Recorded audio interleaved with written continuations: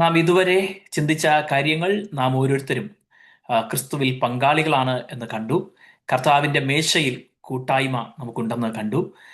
ക്രിസ്തുവുമായി നമുക്ക് കൂട്ടായ്മയുണ്ട് എന്ന് കണ്ടു. പരിശുദ്ധാത്മാവുമായിട്ടുള്ള കൂട്ടായ്മ, സഹവിശ്വാസികളുമായുള്ള കൂട്ടായ്മ, ഈ 5 കൂട്ടായ്മകളാണ് ഇതുവരെ ദൈവസഭയ്ക്ക് ഉണ്ടായിരിക്കേണ്ട പ്രത്യേകതകളിൽ ഒന്നായ കൂട്ടായ്മയുള്ളവരായിരിക്കണം എന്നുള്ള വിഷയത്തെ ആസ്പദമാക്കി നാം ചിന്തിച്ചത്. നമുക്ക് ഇന്ന് മറ്റൊരു വിഷയത്തിലേക്ക് കടന്നു വരാം. അത് നമ്മൾ ഭൗതിക കാര്യങ്ങളിൽ കൂട്ടായ്മ കാണിക്കുന്നവരായിരിക്കണം, അല്ലെങ്കിൽ സാമ്പത്തിക കാര്യങ്ങളിൽ കൂട്ടായ്മ കാണിക്കുന്നവരാകണം എന്നുള്ളതാണ്. ലോകത്തിൽ നമുക്കറിയാം, ദൈവമക്കൾക്ക് ഉള്ള വലിയ മറ്റുള്ളവർ തന്നെ പ്രശംസിച്ചും അപ്പോൾ തന്നെ ആരോപണമായിട്ടും പറയുന്ന കാര്യമാണ് ഇവർ മറ്റുള്ളവർക്ക് ധനസഹായം കൊടുക്കുന്നു, അല്ലെങ്കിൽ മറ്റുള്ളവരെ സാമ്പത്തികമായിട്ടൊക്കെ കൊടുത്ത് അവരെ വശീകരിക്കുന്നു എന്നൊക്കെയുള്ള ആരോപണങ്ങൾ. മറുവശത്ത് അതിനെ നല്ല കാര്യമായിട്ട് ആവശ്യത്തിലിരിക്കുന്നവരെ സഹായിക്കുന്നു എന്ന നല്ല നിലയിലും, 2 തലത്തിലും അതിനെ മറ്റുള്ള ലോക മനുഷ്യർ വിലയിരുത്തുന്നത് നമ്മൾ കണ്ടിട്ടുണ്ട്. എന്നാൽ ദൈവസഭയുടെ അടിസ്ഥാന സ്വഭാവങ്ങളിൽ ഒന്നാണ് ഭൗതിക കാര്യങ്ങളിൽ കൂട്ടായ്മ കാണിക്കുക എന്നുള്ളത്. 1-ാം നൂറ്റാണ്ടിൽ ദൈവസഭ ഉടലെടുത്തപ്പോൾ അതൊരു എക്സ്ട്രീമായിട്ട് കടന്നുപോയ ഒരു കാര്യമായി ചെയ്തത് അപ്പോസ്തലപ്രവൃത്തികളുടെ പുസ്തകം 2-ാം അധ്യായത്തിന്റെ ഒടുവിലും 3-ാം അധ്യായത്തിലും ഒക്കെ ആയിട്ട് നമുക്ക് കാണുവാനായിട്ട് കഴിയുന്നുണ്ട്. അത് അവർ യേശു കർത്താവിന്റെ വരവ് ഉടനെ സംഭവിക്കും എന്ന് തെറ്റിദ്ധരിച്ചിട്ട്, കർത്താവിന്റെ വരവ് എപ്പോൾ സംഭവിക്കുമെന്ന് നിങ്ങൾ അറിയാത്തതുകൊണ്ട് ഉണർന്നിരിക്കാനൊക്കെ പറഞ്ഞിട്ടാണ് കർത്താവ് പോയത്. പക്ഷെ അവര് ചിന്തിച്ചു, അവര് ഈ യെരുശലേമിൽ ഈ കൂടിയിരിക്കുന്നവർ ഒരുമിച്ച് കൂടി പ്രാർത്ഥിക്കുകയും ആരാധിക്കുകയും ഒക്കെ ചെയ്തുകൊണ്ടിരിക്കുമ്പോൾ തന്നെ കർത്താവ് രണ്ടാമത് വന്ന് തങ്ങളെ തൻ്റെ അടുക്കൽ ചേർക്കുമെന്നുള്ള പ്രത്യാശ അവർക്കുണ്ടായിരുന്നത് കൊണ്ട്, എന്നാൽ അപ്പോൾ തന്നെ അവരെ ഏൽപ്പിച്ച ദൗത്യം ഭൂമിയുടെ അറ്റത്തോളം എൻ്റെ സാക്ഷികളാകുവിൻ എന്ന് പറഞ്ഞ ആ ദൗത്യം പൂർത്തിയാക്കണം എന്നുള്ളത്, കർത്താവിന്റെ വരവിന് മുൻപ് ആ ദൗത്യം പൂർത്തിയാക്കണം എന്നുള്ള കാര്യം അവര് അതിനെ വേണ്ട പ്രാധാന്യത്തോടെ ആദ്യം കാണാൻ കഴിയാതെ അവരെന്ത് ചെയ്തു? യേശു ഉടനെ തന്നെ വരുമെന്നുള്ള ചിന്തയിൽ കാര്യങ്ങൾ ക്രമീകരിച്ചു. അതിനുവേണ്ടി അവർ ചെയ്തത്, യേശു ഇപ്പോൾ വന്നു കഴിഞ്ഞാൽ നമുക്ക് പിന്നെ ഇവിടെ ഈ ഭൂമിയിൽ സമ്പത്തും ധനവും ഒന്നും ആവശ്യമില്ലല്ലോ, കർത്താവ് വരുന്നത് വരെ ഇവിടെ ജീവിക്കാനുള്ളത് മതിയല്ലോ എന്നുള്ള ചിന്ത കൊണ്ട് അവർ തങ്ങളുടെ വസ്തുവകകളൊക്കെ വിറ്റ് അപ്പോസ്തലന്മാരുടെ അടുക്കൽ കൊണ്ട് വയ്ക്കുകയും അവരത് എല്ലാവർക്കും അതിൽ നിന്ന് പങ്കിട്ട് കൊടുത്ത് അവർ ഒരുമിച്ച് കൂടുമ്പോഴുള്ള സാമ്പത്തിക ആവശ്യങ്ങൾ, ഭക്ഷണ സൗകര്യങ്ങൾ, താമസ സൗകര്യങ്ങൾ, അങ്ങനെയുള്ള കാര്യങ്ങൾ ക്രമീകരിക്കാനായിട്ട് അത് വിനിയോഗിക്കുകയും ചെയ്തത് നമുക്ക് അപ്പോസ്തലപ്രവൃത്തികളുടെ പുസ്തകം 2 മുതലുള്ള അധ്യായങ്ങളിൽ ആദ്യ ഭാഗത്തൊക്കെ കാണുവാനായിട്ട് കഴിയും. എന്നാൽ അതൊരു ദൈവത്തിന്റെ നിയോഗപ്രകാരം ചെയ്തൊരു കാര്യമല്ല എന്ന് നമുക്ക് മനസ്സിലാക്കാം. ഞാൻ പറയുമ്പോൾ നിങ്ങൾ ആരും അതിനെ തെറ്റിദ്ധരിക്കരുത്. കാരണം അതിനെ തുടർന്നുണ്ടായ അതിന്റെ റിസൾട്ട്സ് നോക്കിക്കഴിഞ്ഞാൽ നമുക്കത് മനസ്സിലാക്കുവാനായിട്ട് കഴിയും. അവര് സകലവും പൊതുവക എന്നെണ്ണി, അത് തെറ്റൊന്നുമില്ല. പക്ഷേ അവർക്കുണ്ടായതൊക്കെയും വിറ്റ് കൊണ്ടുവന്ന് ഒരുമിച്ച് വെച്ച് അതിനെ ഭക്ഷണം കഴിക്കാനും ഒരുമിച്ച് താമസിക്കാനുമുള്ള ക്രമീകരണങ്ങൾക്കായിട്ട് ഉപയോഗിക്കുകയൊക്കെ ചെയ്തതിന്റെ ഫലമായിട്ട് കുറച്ചു കാലം മുന്നോട്ട് പോയപ്പോൾ ഈ യെരുശലേമിലെ ദൈവസഭ വലിയ ക്ഷാമത്തിലായി. അവരുടെ ദൈനംദിന കാര്യങ്ങൾ പോലും നടത്തുവാൻ കഴിയാത്ത സാമ്പത്തിക പരാധീനതയിലേക്ക്, ബുദ്ധിമുട്ടിലേക്ക് അവർ മാറിയത് ചരിത്രത്തിൽ നമുക്ക് കാണുവാനായിട്ട് കഴിയുന്നു. അതിനെ തുടർന്ന് എന്താണ് സംഭവിക്കുന്നത്? ലോകത്തിന്റെ പല ഭാഗങ്ങളിലുള്ള ദൈവമക്കൾ, പ്രത്യേകിച്ച് അപ്പോസ്തലനായ പൗലോസും അതുപോലുള്ളവരൊക്കെ ചെന്നിടത്തൊക്കെ യെരുശലേമിലെ ദൈവസഭയ്ക്കുണ്ടായ ഈ സാമ്പത്തികമായ ബുദ്ധിമുട്ടിനെ കുറിച്ച് പറയുകയും അവര് തങ്ങൾക്ക് കഴിയുന്നത് പോലെ ധനം ശേഖരിച്ച്, തങ്ങളുടെ ഇടയിൽ നിന്ന് ധനം ശേഖരിച്ച് യെരുശലേമിലേക്ക് അയച്ചു കൊടുത്ത് സഹായിച്ച് അവരെ ആ സാമ്പത്തിക ക്ലേശത്തിൽ നിന്ന് കരകയറ്റാൻ ശ്രമിക്കുകയും ചെയ്യുന്നതിനെ കുറിച്ച് നമുക്ക് അപ്പോസ്തലപ്രവൃത്തികളിലും അതുപോലെ പൗലോസ് അപ്പോസ്തലന്റെ ലേഖനങ്ങളിലും കാണുവാനായിട്ട് കഴിയുന്നുണ്ട്. അപ്പോൾ ഞാൻ ഓർപ്പിച്ചത്, ദൈവം അവരോട് ആവശ്യപ്പെട്ടില്ല നിങ്ങളുടെ വസ്തുവകയൊക്കെ വിറ്റ് എല്ലാം പൊതുവക എന്നെണ്ണി അതിനെ അങ്ങനെ ചെലവിട്ട് തീർക്കാനായിട്ട് ദൈവം ആവശ്യപ്പെട്ടില്ല. അവർ അസ്യൂം ചെയ്ത ഒരു കാര്യമാണ്, അവർ ഊഹിച്ച് ചെയ്ത ഒരു കാര്യമാണ്. എന്താ? കർത്താവ് ഇപ്പൊ തന്നെ വരും, പിന്നെ നമുക്ക് ഇതിന്റെ ഒന്നും ആവശ്യമില്ല. പക്ഷെ കർത്താവ് എന്താ ഉദ്ദേശിച്ചത്? യേശു വേഗം വരും, അതിന് സംശയമൊന്നുമില്ല. ആമേൻ. ഈ വേഗം വരും എന്നുള്ളതിനെ തന്നെ 2 രീതിയിലാണ് വ്യാഖ്യാനിക്കുന്നത്. കർത്താവ് വരുമ്പോൾ വേഗത്തിൽ വരും, എന്നുള്ള ആശയത്തിൽ കർത്താവ് എപ്പോഴാണ് വരുന്നത് അപ്പോൾ കണ്ണിമയ്ക്കുന്നിടയിൽ കർത്താവിന്റെ വരവും ഉൽപ്രാവണവും എല്ലാം കഴിയും എന്നുള്ള ആശയത്തിൽ കർത്താവ് വേഗം വരുന്നു എന്ന് പറയുന്നുണ്ട്. രണ്ട്, വേഗം വരുന്നു എന്നുള്ളത് കാലം നോക്കുമ്പോൾ വേഗമാണ്.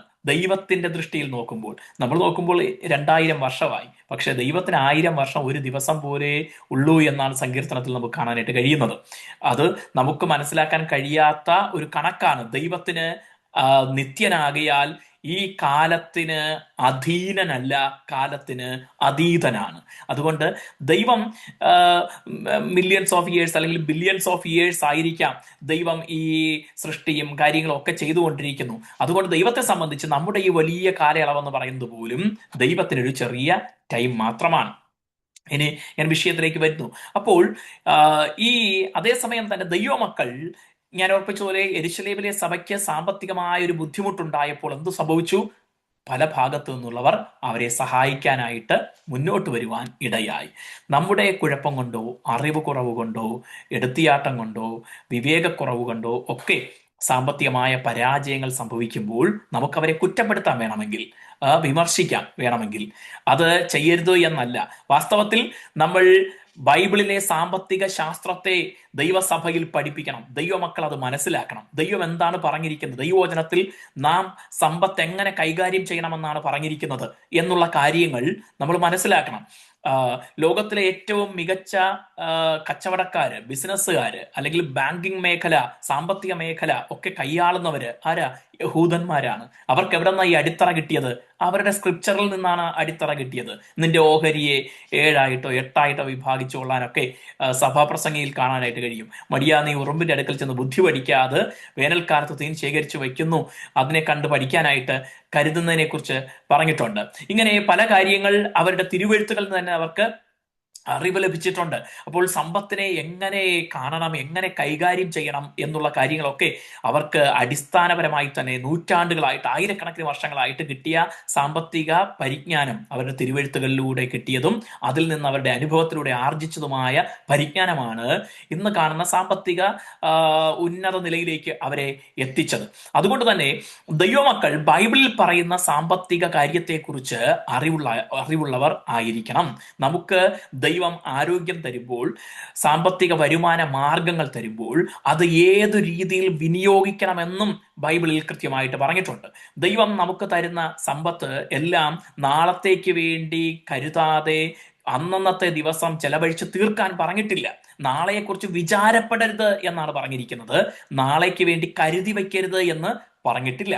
ബൈബിളിൽ പ്രത്യേകിച്ച് തിമോത്തിയോസിന്റെ ലേഖനത്തിൽ പൗലോസ് അപ്പോസ്തലൻ വ്യക്തമായിട്ട് പറയുന്നുണ്ട്, സുവിശേഷ പ്രവർത്തനം ചെയ്യുന്നവർ പോലും അവര് സ്വന്തം കുടുംബത്തിന് വേണ്ടി കരുതുന്നവരായിരിക്കണം എന്നാണ് പറഞ്ഞിരിക്കുന്നത്. തങ്ങൾക്കും മക്കൾക്കും വേണ്ടി കരുതുന്നവരാകണം എന്ന് വ്യക്തമായി രേഖപ്പെടുത്തിയിരിക്കുന്നത് തിമോത്തിയോസിന്റെ ലേഖനത്തിൽ നമുക്ക് കാണുവാനായിട്ട് കഴിയുന്നു. അപ്പോൾ വിചാരപ്പെടുന്നതും കരുതുന്നതും രണ്ടും രണ്ടാണ് എന്ന് നമുക്ക് മനസ്സിലാക്കാനായിട്ട് കഴിയും. ദൈവം തരുന്ന സാമ്പത്തിക നന്മകൾ, അതിൽ ഒരു ഓഹരി ദൈവനാമത്തിന് വേണ്ടി നാം വേർതിരിക്കണം. ദൈവിക ശുശ്രൂഷകൾക്ക് വേണ്ടി, നാം കൂടുന്ന ദൈവസഭയ്ക്ക് വേണ്ടി ഒക്കെ നാം ഒരു ഓഹരി വേർതിരിക്കുന്നവരായിരിക്കണം. ഒരു ഓഹരി നമ്മുടെ ഇന്നത്തെ ആവശ്യങ്ങൾക്ക് അല്ലെങ്കിൽ വർത്തമാനകാല ആവശ്യങ്ങൾക്ക് വേണ്ടി നാം ഉപയോഗിക്കുന്നവരായിരിക്കണം. ഒരു ഓഹരി ചാരിറ്റിക്ക് വേണ്ടി ചെലവിടുന്നവരാകണം. ദരിദ്രരെ സഹായിക്കാൻ വേണ്ടി, ബുദ്ധിമുട്ടിലുള്ളവരെ സഹായിക്കാൻ വേണ്ടി. നോക്കുക, ഒരു ഓഹരി ദൈവനാമത്തിന് വേണ്ടി, അതിലെന്തൊക്കെ വരും? ആമേൻ, നമുക്ക് അതിനെ ദൈവസഭയ്ക്ക് വേണ്ടി നമുക്ക് ചെലവിടാം, ശുശ്രൂഷകൾക്ക് വേണ്ടി കൈത്താങ്ങാം, അങ്ങനെയുള്ള കാര്യങ്ങൾക്ക് വേണ്ടി ഒരു ഓഹരി മാറ്റിവെക്കുക. ഒരു ഓഹരി നമ്മുടെ അന്നന്നത്തെ ആവശ്യങ്ങൾക്ക് വേണ്ടി, വർത്തമാനകാല ആവശ്യങ്ങൾക്ക് വേണ്ടി ഒരു ഓഹരി ഉപയോഗിക്കുക. ഒരു ഓഹരി ദരിദ്രരെ സഹായിക്കാനായിട്ട്, നമുക്കതൊരു വലിയ ഉത്തരവാദിത്തമാണ്. ഞെരുക്കത്തിലിരിക്കുന്നവർ, അത് ആരുമായിക്കൊള്ളട്ടെ, ആദ്യം നമ്മുടെ ദൈവമക്കൾ ദരിദ്രരെ സഹായിക്കണം. അതിന് പുറത്തേക്ക് ചെയ്യാൻ കഴിയുമെങ്കിൽ അത് ചെയ്യണം. നമ്മുടെ അയൽക്കാരോ സ്നേഹിതരോ, അതിന് ജാതിയും മതവും വർണ്ണവും ഒന്നും നോക്കേണ്ട ആവശ്യമില്ല. നമ്മളെ കൊണ്ട് കഴിയുന്നത് പോലെ, കഴിവിന് മീതെ അല്ല, കഴിയുന്നത് പോലെ ആമേൻ, ഒരു ഓഹരി ദരിദ്രരെ സഹായിക്കാനായിട്ട് നാം മാറ്റണം. പിന്നെ ഒരു ഓഹരി നമ്മുടെ തലമുറകൾക്ക് വേണ്ടി, നമ്മുടെ നാളത്തെ ആവശ്യങ്ങൾക്ക് വേണ്ടി സമ്പാദിക്കുന്നവരായിരിക്കണം. അല്ലെങ്കിൽ ഓഹരി വേർതിരിച്ച് അതിനെ പരിജ്ഞാനത്തോടെ കരുതി വയ്ക്കുന്നവരാകണം. ഹല്ലേലൂയ. പണ്ട് കാലത്ത് ഫിക്സഡ് ഡെപ്പോസിറ്റിനെതിരെ വരെ നമ്മുടെ പിതാക്കന്മാരൊക്കെ സംസാരിച്ചിട്ടുള്ള കാര്യം, എല്ലാവരും അല്ല, സംസാരിച്ചിട്ടുള്ള കാലം ഉണ്ടായിരുന്നു, നമുക്കറിയാം. പക്ഷേ ദൈവം അതല്ല നമ്മെ പഠിപ്പിച്ചിരിക്കുന്നത്. ദൈവവചനത്തിൽ അതല്ല പഠിപ്പിച്ചിരിക്കുന്നത്. ദൈവവചനത്തിൽ നാളേക്ക് വേണ്ടി കരുതണം എന്ന് തന്നെയാണ് പറഞ്ഞിരിക്കുന്നത്. ഇനി നമ്മൾ നാളത്തേക്ക് വേണ്ടി എല്ലാം കരുതി വെച്ചു, കർത്താവ് ഇന്ന് വന്നാൽ ഇതെല്ലാം നഷ്ടമായി പോകത്തില്ലേ? ഇല്ല, ഒരിക്കലും നഷ്ടമായി പോകത്തില്ല. കാരണം നാം ഇവിടേക്ക് ഒന്നും കൊണ്ടുവന്നിട്ടില്ല, ഇവിടെ നിന്നൊന്നും കൊണ്ടുപോകത്തുമില്ല. ആ ബോധ്യം നമുക്കുള്ളിടത്തോളം നാം ഇവിടെ എന്തൊക്കെ നാം പാർക്കുന്ന വീടോ ഉപയോഗിക്കുന്ന വാഹനമോ ശേഖരിച്ചു വെച്ചിരിക്കുന്ന സമ്പാദ്യമോ ഇതൊന്നും ഉണ്ടെങ്കിലും ഇല്ലെങ്കിലും നാം ഇതൊന്നും കൊണ്ടുപോകത്തില്ല. ഇനി കർത്താവിന്റെ വരവ് താമസിച്ചാൽ നമുക്ക് ദൈവനാമത്തിന് വേണ്ടി പ്രയോജനപ്പെടുത്താനും നമുക്ക് ജീവിക്കാനും വേണ്ടി കരുതുക എന്നുള്ളത് ദൈവത്തിന്റെ പദ്ധതി തന്നെയാണ്. അത് മറക്കരുത്. അപ്പോൾ സാമ്പത്തിക കാര്യങ്ങളിൽ നാം കൂട്ടായ്മ കാണിക്കുന്നവരായിരിക്കണം. റോമാലേഖനം 15-ാം അധ്യായം 27-ാമത്തെ വാക്യത്തിൽ ഞാൻ നേരത്തെ പറഞ്ഞ യെരുശലേമിലെ സഭയെ സഹായിക്കുന്ന വിഷയത്തോടുള്ള ബന്ധത്തിൽ പറഞ്ഞിരിക്കുന്ന ചില ചിന്തകൾ നമുക്ക് കാണുവാനായിട്ട് കഴിയും. റോമർ 15:27, 15:27 ഓഫ് റോമൻസ്. അവർക്ക് ഇഷ്ടം തോന്നി എന്ന് മാത്രമല്ല, അത് അവർക്ക് കടവുമാകുന്നു. എന്താ ഇഷ്ടം തോന്നി, കടം എന്നൊക്കെ പറഞ്ഞിരിക്കുന്നത് എന്താ? അത് മനസ്സിലാക്കണമെങ്കിൽ പുറകിലേക്ക് പോകണം. യെരുശലേമിലെ വിശുദ്ധന്മാരിൽ ദരിദ്രരായവർക്ക് ഏതാനും ധർമ്മോപകാരം ചെയ്യുവാൻ മക്കദോന്യയിലും അഖായയിലും ഉള്ളവർക്ക് ഇഷ്ടം തോന്നി. Praise the Lord. അപ്പോൾ ഈ അഖായ, മക്കദോന്യ എന്ന ആ പ്രദേശങ്ങളിലുള്ള ദൈവജനത്തിന് യെരുശലേമിലുള്ള ദരിദ്രരെ, വിശുദ്ധന്മാരിൽ ദരിദ്രരായവരെ അവരെ കൊണ്ട് കഴിയുന്ന വിധത്തിൽ സാമ്പത്തികമായി സഹായിക്കണമെന്ന് ആഗ്രഹം, ഇഷ്ടം തോന്നിയ കാര്യമാണ് ഇവിടെ എഴുതിയിരിക്കുന്നത്. ഈ മക്കദോന്യ സഭകളെ കുറിച്ച് പറയുമ്പോൾ മറ്റിടത്ത് പൗലോസ് അപ്പോസ്തലൻ പറയുന്നുണ്ട്, അവര് കഷ്ടത എന്ന കഠിന ശോധനയിലായിരുന്നിട്ടും അവരെന്ത് ചെയ്തു? അവരെ കൊണ്ട് കഴിയുന്നത് പോലെ അവര് സഹായം നൽകാനായിട്ട് മുന്നോട്ട് വന്നു, സാമ്പത്തിക സഹായം നൽകാനായിട്ട് മുന്നോട്ട് വന്നു. എന്ന് പറഞ്ഞാൽ അവർക്ക് ജീവിതത്തിൽ ഞെരുക്കം ഉണ്ടായിരുന്നിട്ടും അവരെന്ത് ചെയ്തു? ഒരു ഓഹരി വേർതിരിച്ച് ഞെരുക്കത്തിലിരിക്കുന്നവരെ ഓർക്കുവാനിടയായി. ചരിത്രം പഠിക്കുമ്പോൾ ഇത് വലിയൊരു വസ്തുതയുമാണ്. ഒത്തിരി ധനവാന്മാരായവർ ചെലവിടാൻ ഭയങ്കരമായ ബുദ്ധിമുട്ടും മടിയും കാണിക്കുമ്പോൾ, ബുദ്ധിമുട്ടിലും ഞെരുക്കത്തിലുമായിരിക്കുന്ന ദരിദ്രരായിട്ടുള്ളവർ പലപ്പോഴും മറ്റുള്ളവരെ സഹായിക്കാൻ മുന്നോട്ട് വരുന്നത്, സഹാനുഭൂതി കാണിക്കാൻ മുന്നോട്ട് വരുന്നത് നമുക്ക് കാണുവാനായിട്ട് കഴിയും. ഒരുപക്ഷെ മറ്റുള്ളവരുടെ ഞെരുക്കങ്ങളെയും വേദനകളെയും കുറച്ചുകൂടെ ഉൾക്കൊള്ളാനും മനസ്സിലാക്കാനും അനുഭവിക്കാനും അവർക്ക് കഴിഞ്ഞിട്ടുള്ളത് കൊണ്ടായിരിക്കാം അങ്ങനെ സംഭവിക്കുന്നത് എന്ന് ഞാൻ കരുതുന്നു. ഓക്കെ, അപ്പോൾ ഇവിടെ പൗലോസ് അപ്പോസ്തലൻ പറയുകയാണ്, ഈ അഖായയിലും മക്കദോന്യയിലും ഉള്ളവർക്ക്, യെരുശലേമിലെ വിശുദ്ധന്മാർക്ക് സഹായം ചെയ്യുവാൻ ഇഷ്ടം തോന്നി. ഇഷ്ടം തോന്നി എന്ന് പറഞ്ഞിട്ട് അടുത്തൊരു കാര്യം കൂടെ പറയുകയാണ്, അത് ഇഷ്ടം മാത്രമല്ല, അതൊരു കടം കൂടെയാണ്. കടം കൂടെയാണ് എന്ന് പറഞ്ഞാൽ ഈ യെരുശലേമിലെ വിശുദ്ധന്മാരിൽ ദരിദ്രരായവരെ സഹായിക്കുക എന്നുള്ളത് അവർ കടപ്പെട്ടിരിക്കുന്ന കാര്യമാണ് എന്ന് പറയുകയാണ്. They are debted to do that. എന്താണ് അങ്ങനെ പറയാനായിട്ട് കാരണം? അതിന് അടുത്ത് പൗലോസ് അപ്പോസ്തലൻ ന്യായം പറയുകയാണ്. അതിന്റെ ന്യായം എന്താണെന്ന് പറയുകയാണ്. ജാതികൾ അവരുടെ ആത്മീയ നന്മകളിൽ കൂട്ടാളികൾ ആയെങ്കിൽ എന്ന് പറഞ്ഞാൽ ഈ യെരുശലേമിലെ വിശുദ്ധന്മാരുടെ അവർ പ്രാപിച്ച ആത്മീയ കാഴ്ചപ്പാടും ദർശനവുമാണ് ലോകത്തിന്റെ പല ഭാഗങ്ങളിലേക്ക് ചെല്ലുകയും ജാതികൾ കർത്താവിലേക്ക് വന്ന് ഈ ആത്മീയ അനുഗ്രഹത്തിൽ ഓഹരിക്കാരാകുവാൻ കാരണമാവുകയും ചെയ്തത്. ഹല്ലേലൂയ. എന്ന് പറഞ്ഞാൽ ഈ യെരുശലേമിലാണ് നമുക്കറിയാം സഭ ആദ്യം ഉരുവായത് എവിടെയാ? യെരുശലേമിലാണ്. അവർ ഉപദ്രവം നേരിട്ടിട്ടും കർത്താവിനെ തള്ളിപ്പറഞ്ഞില്ല. ഇതിന്റെയൊക്കെ അവർ കൊടുത്ത വിലയുടെ, അവർ അറിഞ്ഞ സത്യസുവിശേഷം, അവർ പ്രാപിച്ച ആത്മീയ അനുഗ്രഹം, അവർ പ്രാപിച്ച ആത്മനിറവ്, അതിന്റെ റിസൾട്ട് കൂടെയാണ് ജാതികൾ സുവിശേഷം അറിയാനും രക്ഷിക്കപ്പെടാനും ക്രിസ്തുവിന്റെ ആത്മീയ അനുഗ്രഹത്തിൽ ജാതികളായിട്ടുള്ളവർ പങ്കാളികളാകുവാനും കാരണമായി തീർന്നത്. അപ്പൊ എവിടുന്ന് അതിന്റെ തുടക്കം? യെരുശലേമിലെ ആ വിശുദ്ധന്മാരിൽ നിന്നാണ്. പൗലോസ് പറയുന്നു, അതുകൊണ്ട് തന്നെ അവർക്കൊരു ബുദ്ധിമുട്ട് വരുമ്പോൾ തിരിച്ചവരെ സഹായിക്കാൻ നിങ്ങൾക്കും കടപ്പാടുണ്ട് എന്നാണ് പറഞ്ഞതിന്റെ അർത്ഥം. Hallelujah, praise the Lord. വളരെ ലളിതമായിട്ട് പറഞ്ഞു കഴിഞ്ഞാൽ, നമ്മൾ ഒരു ബുദ്ധിമുട്ടിലായിരുന്ന സമയത്ത് നമുക്ക് ഒരാൾ ഒരു സഹായം ചെയ്തു എന്നിരിക്കട്ടെ, അത് സാമ്പത്തിക ബുദ്ധിമുട്ട് തന്നെ ആകണമെന്നില്ല. ഏതെങ്കിലും ഒരു ഞെരുക്കത്തിൽ നമ്മൾ ഒരു പ്രശ്നത്തിലായിരുന്നു. ആ പ്രശ്നത്തിലായിരുന്നപ്പോൾ ഒരാൾ നമ്മളെ സഹായിക്കാൻ മുന്നോട്ട് വന്നു, നമ്മളെ സഹായിച്ചു. നമ്മൾ അതുകൊണ്ട് എന്ത് ചെയ്തു? ആ ബുദ്ധിമുട്ടിൽ നിന്ന് കരകയറി രക്ഷപ്പെട്ടു. കുറേ നാൾ കഴിഞ്ഞപ്പോൾ നമ്മൾ അറിയുകയാണ്, നമ്മളെ അന്ന് സഹായിച്ച, ആ പ്രശ്നത്തിലായിരുന്നപ്പോൾ സഹായിച്ച ആ വ്യക്തി ഇപ്പോൾ വളരെ ബുദ്ധിമുട്ടിലായിരിക്കുന്നു, സാമ്പത്തിക ഞെരുക്കത്തിലായിരിക്കുന്നു. നമ്മുടെ കയ്യിൽ അത്യാവശ്യത്തിന് സമ്പത്തുണ്ട് താനും. ഇതറിഞ്ഞിട്ട് ഇതെന്റെ വിഷയമല്ല എന്ന് പറഞ്ഞ് എനിക്ക് കണ്ണടയ്ക്കാൻ പറ്റത്തില്ല. എനിക്ക് ആ വ്യക്തിയോട് തിരിച്ചയാളുടെ ബുദ്ധിമുട്ടിൽ സഹായിക്കാൻ ഒരു കടപ്പാട് ഉണ്ട് എന്ന ആശയമാണ്, അതുപോലൊരു ആശയമാണ് പൗലോസ് അപ്പോസ്തലൻ ഇവിടെ പറയുന്നത്. യെരുശലേമിലെ സഭ അന്ന് കൊടുത്ത വിലയും അവർ അനുഭവിച്ച ഉപദ്രവവും അവർ അനുഭവിച്ച നിന്ദയും, അവർക്ക് പലപ്പോഴും ഇവര് സമ്പത്ത് വിറ്റത് മാത്രമല്ല, ഇവരുടെ കയ്യിൽ നിന്ന് സമ്പത്ത് അപഹരിക്കുകയും ചെയ്തിട്ടുണ്ട്, പിടിച്ചെടുക്കുക ചെയ്തിട്ടുണ്ട് ക്രിസ്ത്യാനികളായതുകൊണ്ട്. അങ്ങനെയൊക്കെ അനുഭവിച്ച ത്യാഗത്തിന്റെയും വേദനയുടെയും കൂടെ റിസൾട്ടാണ് ജാതികളായ നിങ്ങൾ യേശുവിനെ അറിയാൻ, സുവിശേഷം അറിയാൻ കാരണമായത്. അതുകൊണ്ട് അവർ ബുദ്ധിമുട്ടിലാണെന്ന് അറിഞ്ഞപ്പോൾ നിങ്ങൾക്ക് അവരെ സഹായിക്കാൻ ഇഷ്ടം തോന്നിയത് നല്ല കാര്യമാണ്. എന്നാൽ അതിലപ്പുറത്ത് നിങ്ങൾക്ക് അവരെ തിരിച്ച് സഹായിക്കാൻ ഒരു കടപ്പാട് കൂടെയുണ്ട്, അത് നിങ്ങൾക്ക് കടം കൂടെയാണ് എന്ന് പൗലോസ് അപ്പോസ്തലൻ ഇവിടെ പറയുകയാണ്. Praise the Lord. അപ്പോൾ അവരുടെ ആത്മീയ നന്മകളിൽ കൂട്ടാളികളായെങ്കിൽ ഐഹിക നന്മകളിൽ അവർക്ക് ശുശ്രൂഷ ചെയ്യുവാൻ കടംപെട്ടിരിക്കുന്നുവല്ലോ. അപ്പോൾ ആത്മീയ നന്മ എന്ന് പറഞ്ഞത് എന്താണെന്ന് ഞാൻ വ്യക്തമാക്കി.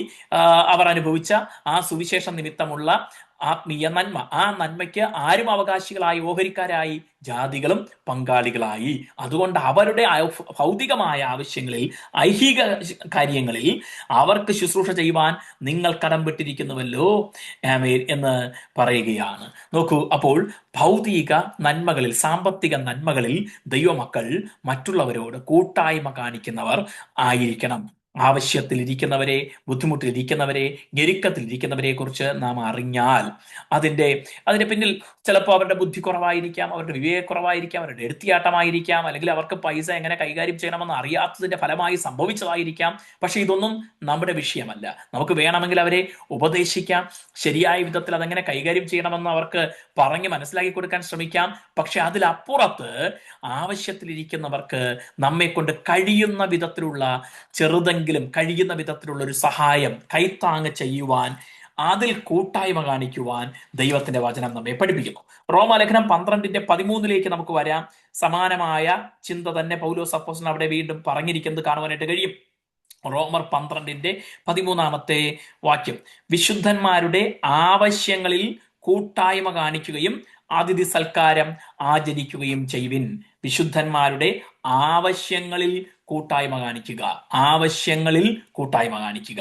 Praise the Lord. ഇനി ഫിലിപ്പിയ ലേഖനം 4:17 ഫിലിപ്പിയർ 4:17 ഇത് പുതിയ നിയമത്തിൽ ആവർത്തിച്ച് പറഞ്ഞിരിക്കുന്ന ഒരു ചിന്തയായി നമുക്ക് കാണാനായിട്ട് കഴിയും. ഭൗതികമായ നന്മകളിൽ കൂട്ടായ്മ കാണിക്കുക എന്നുള്ളത്. ഞാൻ ദാനം ആഗ്രഹിക്കുന്നു എന്നല്ല, നിങ്ങളുടെ കണക്കിലേക്ക് ഏറുന്ന ഫലമത്രേ ആഗ്രഹിക്കുന്നത് എന്ന് പൗലോസ് അപ്പോസ്തലൻ പറയുകയാണ്. എന്ന് പറഞ്ഞാൽ പൗലോസ് അപ്പോസ്തലനെ ഫിലിപ്പിയിലുള്ളവർ അദ്ദേഹത്തിന്റെ ബുദ്ധിമുട്ട് തീർക്കാനായിട്ട് സാമ്പത്തിക സഹായം അയച്ചു കൊടുത്തു. അതിന് നന്ദി പറയുന്നതോടൊപ്പം പൗലോസ് അപ്പോസ്തലൻ പറയുകയാണ്, നിങ്ങൾ അങ്ങനെ ചെയ്തതിന് ഞാൻ നന്ദി പറയുന്നു, എന്നാൽ അത് ചെയ്യേണ്ടത് നിങ്ങളുടെ ഉത്തരവാദിത്തം കൂടെയാണ് എന്ന് അവരെ ഓർമ്മിപ്പിക്കുകയാണ്.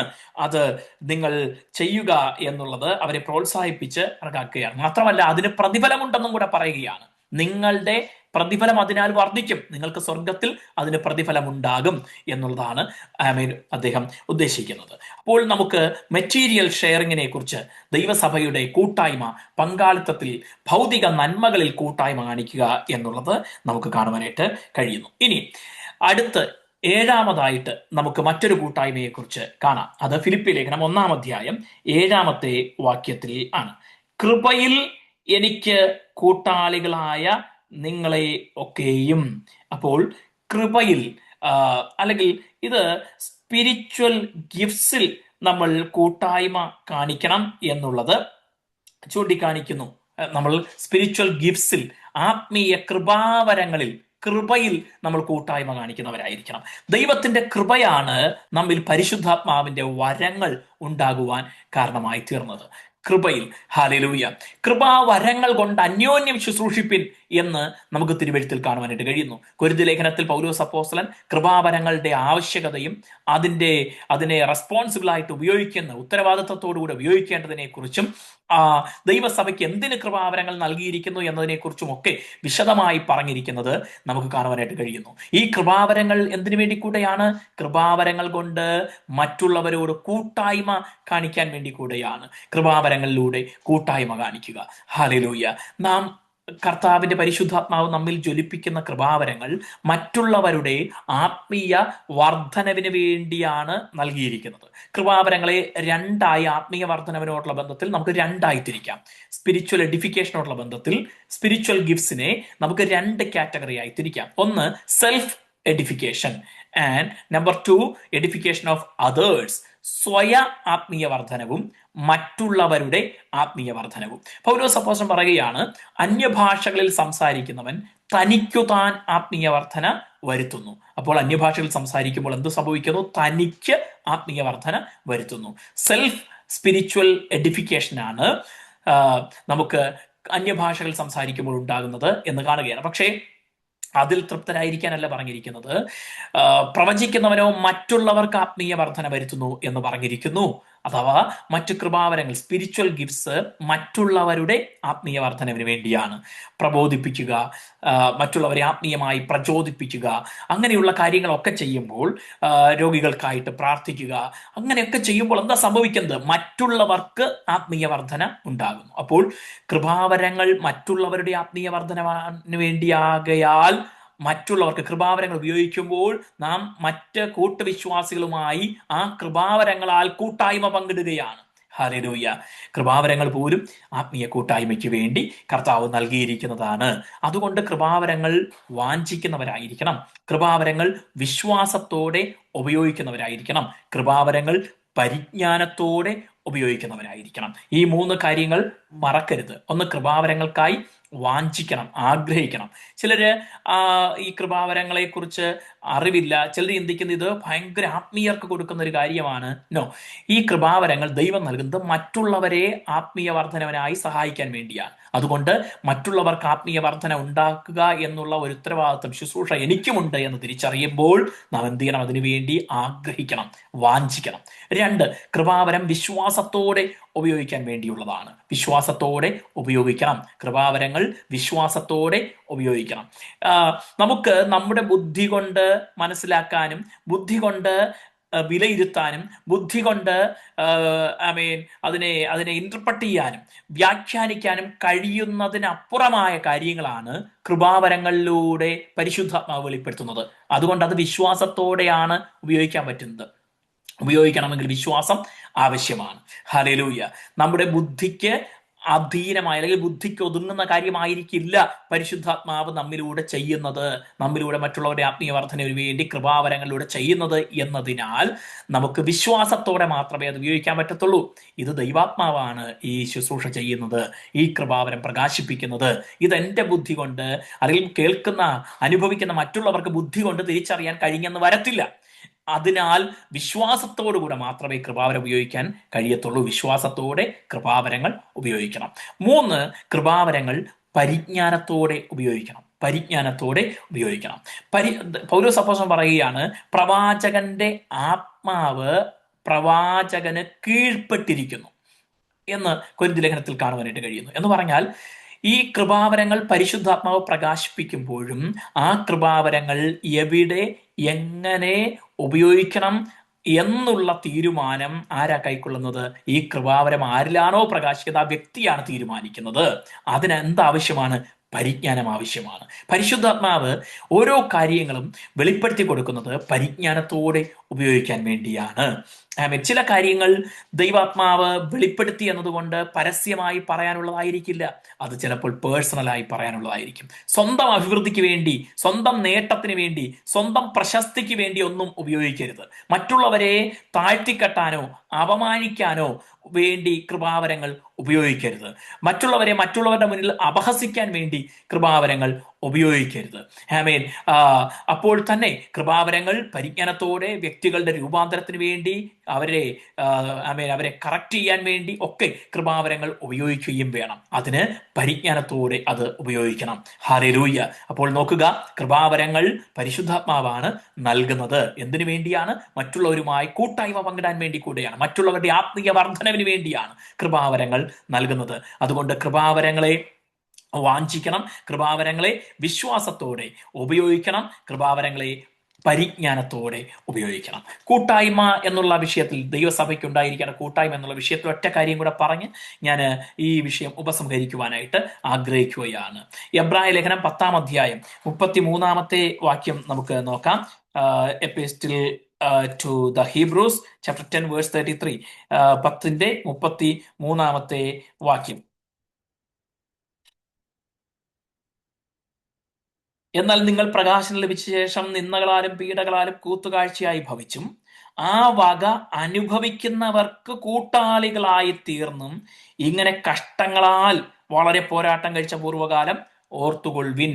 അനുഭവിക്കുന്നവർക്ക് കൂട്ടാളികൾ. എന്തനുഭവിക്കുന്നവർക്ക്? കഷ്ടങ്ങൾ അനുഭവിക്കുന്നവർക്ക്, നിന്ദകൾ, പീഡകൾ, കൂത്തുകാഴ്ചയൊക്കെ ആയിത്തീർന്നവരോട് കൂട്ടായ്മ കാണിക്കണം. കഷ്ടങ്ങളിൽ ഇരിക്കുന്നവരോട് കൂട്ടായ്മ കാണിക്കണം. ഹല്ലേലൂയ. നമുക്കറിയാം, എല്ലാവരും നല്ലതായിട്ടിരിക്കുമ്പോൾ സ്നേഹിതർ ഒത്തിരി പേരുണ്ടാവും, അല്ലെ? നല്ലൊരു വ്യക്തി തളരുമ്പോൾ, ക്ഷീണിക്കുമ്പോൾ, ഞെരുക്കത്തിലാകുമ്പോൾ, ദരിദ്രനാകുമ്പോൾ ഒക്കെ കൂട്ടായ്മ കാണിക്കാൻ വളരെ വളരെ കുറച്ചു പേരെ കാണത്തുള്ളൂ. ചിലപ്പോൾ കുടുംബാംഗങ്ങൾ പോലും കാണത്തില്ല. പലരും മാറി നിന്ന് ചിരിക്കാനും അല്ലെങ്കിൽ സഹതാപം കാണിക്കുന്നു എന്ന് അവരെ കാണിക്കാനും ഒക്കെ വേണ്ടി മാത്രം വരുമ്പോൾ ആ സമയത്തും ഞെരുക്കത്തിൽ, കഷ്ടതയിൽ കൂട്ടായ്മ കാണിക്കുന്ന ചിലരെ നമുക്ക് മനസ്സിലാക്കാനായിട്ട് കഴിയും. ഹല്ലേലൂയ. നമ്മുടെ ഉത്തരവാദിത്തമാണ് കർത്താവിനെ അറിഞ്ഞ ദൈവത്തെ ആരാധിക്കുന്ന ദൈവമക്കളുടെ കഷ്ടങ്ങളിൽ, അതേത് വിധത്തിലുള്ള കഷ്ടങ്ങളുമാകട്ടെ, രോഗം നിമിത്തമുള്ള കഷ്ടമാകാം, സാമ്പത്തിക ഞെരുക്ക നിമിത്തമുള്ള കഷ്ടമാകാം, സുവിശേഷ വേല നിമിത്തമുള്ള കഷ്ടമാകാം, മറ്റെന്തുമാകാം, അവരുടെ കഷ്ടങ്ങളിൽ കൂട്ടായ്മ കാണിക്കുക. ഹല്ലേലൂയ. അപ്പോൾ കഷ്ടതയിലെ കൂട്ടായ്മ, ദൈവസഭയ്ക്ക് കൂട്ടായ്മയുണ്ടായിരിക്കണം. കഷ്ടതയിൽ കൂട്ടായ്മ കാണിക്കുന്നവരായിരിക്കണം. ഹല്ലേലൂയ. ഞാൻ 8 വിധത്തിൽ ദൈവസഭയുടെ കൂട്ടായ്മയെ കുറിച്ച് ഈ വിഷയത്തോടനുബന്ധിച്ച് പറയുവാനിടയായി. ഷെയറിംഗ്, കൊയിനോനിയ എന്ന ഗ്രീക്ക് പദം പങ്കിടുക എന്ന ആശയത്തിൽ, പങ്കാളികളാവുക, പങ്കുവയ്ക്കുക എന്ന ആശയത്തിൽ ഉപയോഗിച്ചിരിക്കുന്ന പുതിയ നിയമസഭ എങ്ങനെ കൂട്ടായ്മയിൽ പങ്കാളികളായി തീരണമെന്നുള്ള 8 കാര്യങ്ങളാണ് ഈ സമയത്ത്, ഈ ചിന്തകളിൽ കഴിഞ്ഞ ദിവസങ്ങളിൽ നിന്നുമായിട്ട് നമ്മൾ മനസ്സിലാക്കുവാനിടയായത്. നമുക്ക് ഈ കൂട്ടായ്മ ഉണ്ടായി വർദ്ധിച്ചു വരാനായിട്ട് ദൈവം അധികമായി കൃപ ചെയ്യട്ടെ എന്ന് പറഞ്ഞ് ഈ വിഷയം ഞാൻ ഇവിടെ ഉപസംഹരിക്കുന്നു.